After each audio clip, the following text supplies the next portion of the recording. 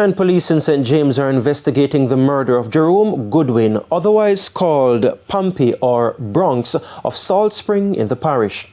The 35-year-old warehouse attendant was shot and killed along Ironshore Main Road in the vicinity of the Texaco gas station shortly before 6 o'clock Friday afternoon. Reports are that Mr. Goodwin was on his way from work on a gold and black motorcycle when he was pounced upon by men in a white Toyota Axio. The men opened fire, hitting him several times to his upper body. Police believe the murder is a reprisal for a shooting in Salt Spring earlier this week.